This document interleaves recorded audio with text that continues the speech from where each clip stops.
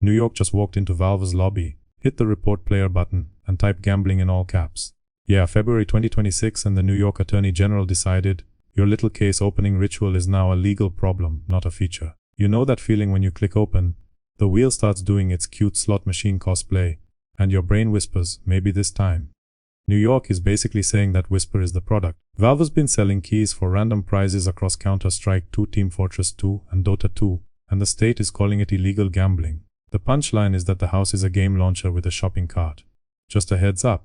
There's no AI here, just me and a microphone trying our absolute hardest to sound like a functioning person. And before you go, bro, it's just cosmetics. Let's be adults for 3 seconds. The lawsuit points at the money loop. You pay real cash. You roll for a random item. Then you can resell items through Steam's marketplace system. And that resale makes the "it's just pixels" excuse wobble like a drunk Jenga tower. You're not imagining the drama either. Reuters says the Attorney General is seeking restitution for players and a fine worth 3 times the alleged illegal gains, which is the legal equivalent of drop your weapon and your wallet. Now imagine being Gabe Newell, chilling somewhere, probably near an ocean, and suddenly New York kicks in the door, yelling, "This is a casino."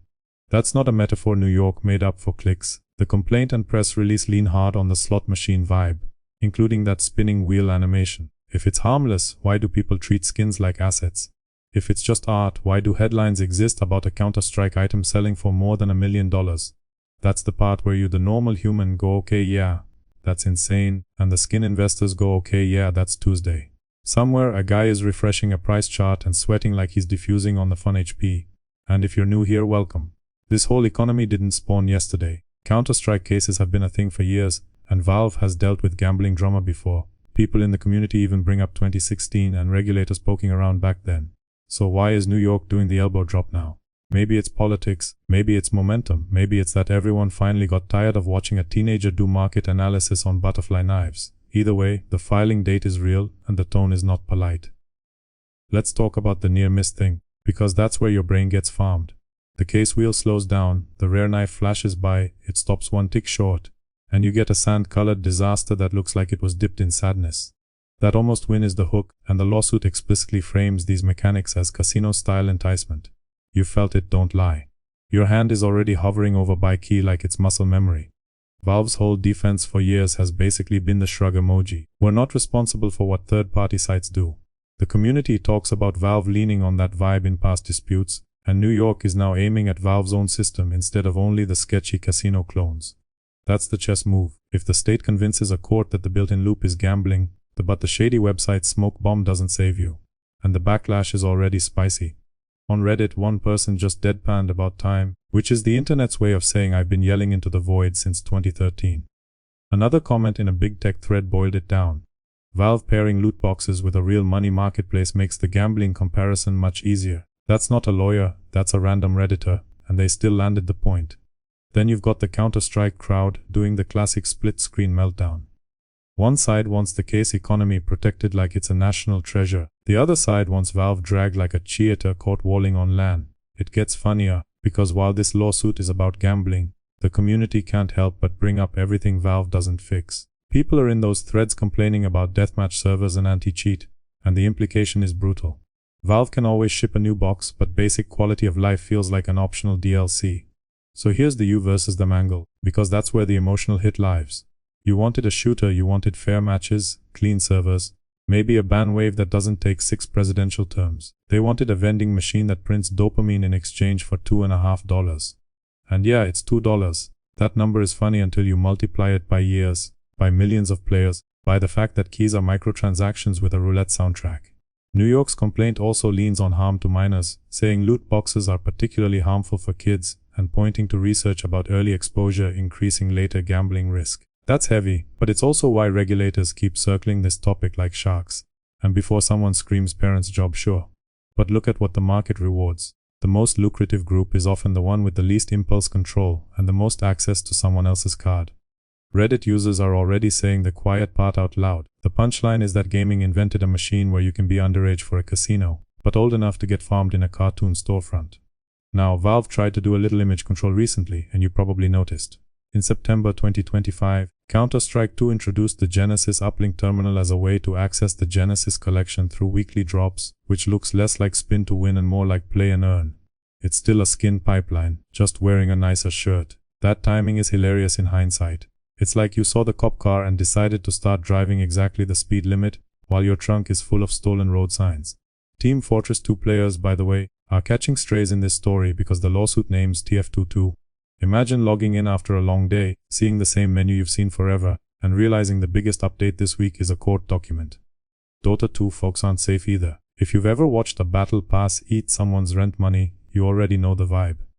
And the skin investor meltdown is going to be a whole circus. There's a subreddit culture where people discuss buying thousands of cases like they're picking up blue chip stocks, then wonder why regulators look at this like a finance crime speedrun. If you're sitting on a vault of knives and gloves, you're not a gamer anymore, you're running a tiny hedge fund with enemy stickers.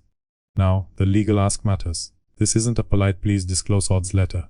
The Attorney General is asking for restitution and triple damages style penalties, plus to stop the practice, which is basically telling Valve to uninstall its own money printer in New York. And the domino fear is real, because once a state draws a line, other states start borrowing the crayon. Even Reuters points to other regulatory action in this space, like the FTC's 2025 settlement with Hoyoverse over loot box odds and underage purchasing controls. So the big question you're thinking, while scrolling with the intensity of a courtroom stenographer, is, does this actually change your game tomorrow? Not instantly. Lawsuits are slow, the internet is fast. Your wallet is faster when a new case drops.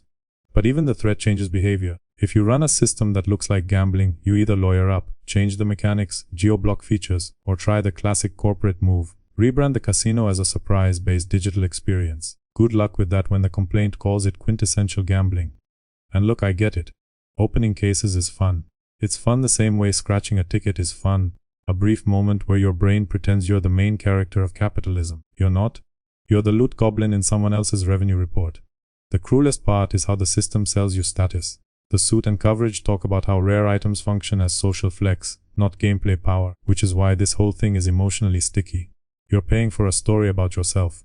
And that's why just cosmetics is the most dishonest honest argument ever. Cosmetics don't change damage, but they change ego, and ego pays bills. Meanwhile, Valve's "we can't control third parties" argument has always been comedy, because the ecosystem starts with Valve's keys, Valve's drops, Valve's trading rules, Valve's market cut. Even a comment in the Global Offensive thread says a 3-cent skin, after fees, feels like losing at a slot machine. That's dark, but it's accurate. Also the irony, the market subreddits ban discussion of gambling sites like putting a no smoking sign on a fireworks factory. So yeah. You're watching a collision between a state that wants to look tough and a company that prints money from randomized hats. You're stuck in the middle, clutching your inventory like it's a retirement account. If your investment thesis depends on teenagers chasing a dopamine hit, it's not investing, it's renting moral bankruptcy by the hour. And to Valve's defenders who say, people always get an item, so it's not gambling. Okay, sure, and I always get a fortune cookie too, but that doesn't mean I paid for dinner with wisdom. The loss is the gap between what you paid and what you got, and the system knows it. What's wild is that nobody is shocked. That's the strongest evidence. The moment this hit the news, the reactions weren't "no way." They were finally "good," and this is where the fun begins, like the community has been waiting for a boss fight. And the boss fight is overdue, because the line between game and casino has been blurred so hard that kids can explain rarity tiers before they can explain taxes. So here's the closing prediction, and I'm making it with spite and minimal patience. Valve will either tweak presentation, tweak access, or tweak location-based rules. The community will scream, the investors will cry, and someone will upload a 12-minute video titled "Valve Killed CS2, filmed from a chair that looks like a racing seat in crisis." You, though, get a choice now. You can keep feeding the wheel and hope your pixels moon, or you can admit the obvious. The only guaranteed winner in randomized monetization is the guy selling the keys.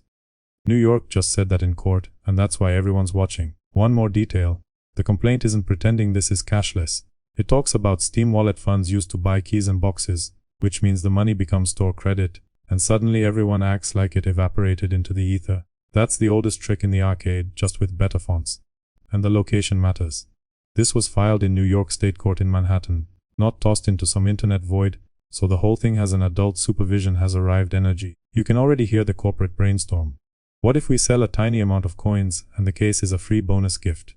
Reddit users are joking about loopholes like that, because everyone has watched mobile games do the same dance. If Valve tries that, the memes will write themselves.